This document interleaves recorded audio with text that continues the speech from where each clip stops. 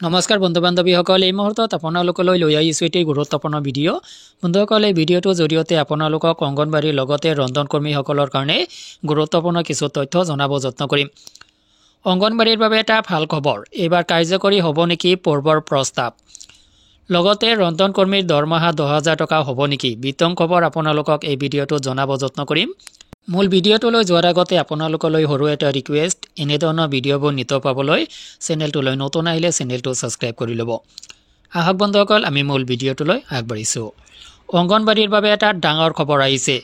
বন্ধুসকল, ইতিমধ্যে আপোনালোকে গম পাইছে যে অসম অংগনবাড়ী কৰ্মী সহায়িকাসকলৰ দৰমহা অসম চৰকাৰে বৃদ্ধি কৰিব আৰু শীতকালীন অধিৱেশনত এই সংক্ৰান্তত প্ৰস্তাৱ গ্ৰহণ কৰা হ'ব।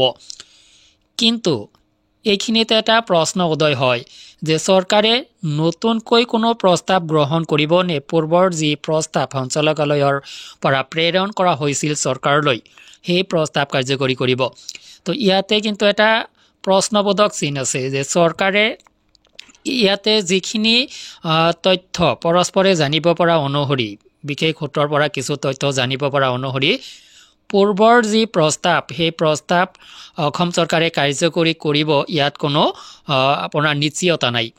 তো পূৰ্বৰ প্ৰস্তাৱখিনি যদি কাৰ্যকৰী হয় তেতিয়াহ'লে আপোনালোকৰ দৰমহাৰ গাঁথনি কেনেকুৱা হ'ব আপোনালোকে গম পায়।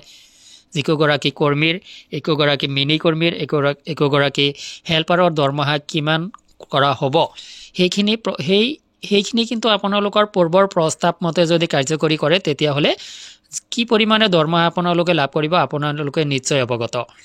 তো এইখিনিতে হ'ল যে চৰকাৰে শীতকালীন অধিৱেশনত এটা প্ৰস্তাৱ গ্ৰহণ কৰিব যে অংগনবাড়ীৰ লগতে ৰন্ধন কৰ্মীসকলৰ দৰমহা বৃদ্ধি কৰিব লাগে।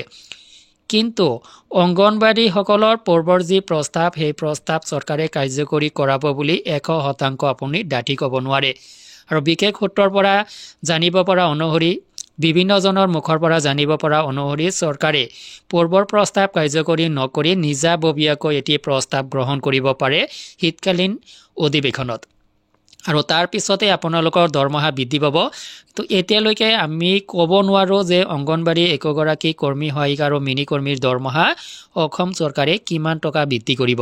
কিন্তু বৃদ্ধি কৰিব বুলি অসমৰ মুখ্যমন্ত্ৰী ডক্টৰ হিমন্ত বিশ্ব শৰ্মাই যিহেতু প্ৰতিশ্ৰুতি দিছে, কথা দিছে, তেতিয়াহ'লে বৃদ্ধি হ'বই, যিমানেই নহওক বৃদ্ধি হ'ব। কিন্তু আমি ডাঠি ক'ব নোৱাৰোঁ যে পূৰ্বৰ প্ৰস্তাৱ কাৰ্যকৰী হ'ব। তো এই সংক্ৰান্তত আপোনাৰ অভিমত জানিব বিচাৰিম, ভিডিঅ' কমেণ্ট ছেকশ্যনত আপুনি কমেণ্ট কৰিব।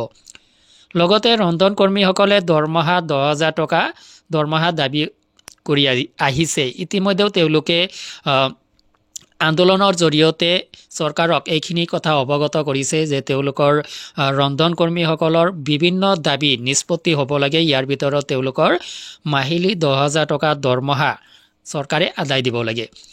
তেওঁলোকৰ বিভিন্ন দাবী আছে, বিভিন্ন দাবীবিলাকৰ ভিতৰত এইটো এটা দাবী। চবখিনি দাবীৰ কথা মই ক'বলৈ গ'লে অনাহকত ভিডিঅ'টো দীঘলীয়া হ'ব, গতিকে টু দা পইণ্টত কৈছোঁ যে 10,000 টকা তেওঁলোকৰ বিভিন্ন দাবীবিলাকৰ ভিতৰত এটা। কিন্তু চৰকাৰে এই 10,000 টকা কাৰ্যকৰী কৰিবনে, এই সংক্ৰান্তত আপোনাৰ মনত কোনো সংশয় আছে নেকি? আপুনি কি ভাবে যে ৰন্ধন কৰ্মীসকলৰ দৰমহা 10,000 টকা কৰিব চৰকাৰে, কিন্তু ৰন্ধন কৰ্মীৰ দৰমহা চৰকাৰে বৃদ্ধি কৰিব, কিন্তু 10,000লৈ যে বৃদ্ধি কৰিব সেয়াৰো 100% গেৰাণ্টি নাই। গতিকে কিমান বৃদ্ধি কৰিব সেয়া সময়তহে লক্ষণীয় হ'ব, সেই সময়লৈ আমি ৱেইট কৰিব লাগিব। তো বন্ধুসকল, ভিডিঅ'টো সংক্ৰান্তত আপোনাৰ যদি কিবা অভিমত আছে ভিডিঅ' কমেণ্ট ছেকশ্যনত জনাব পাৰে। আজিলৈ এৰিছোঁ, ধন্যবাদ।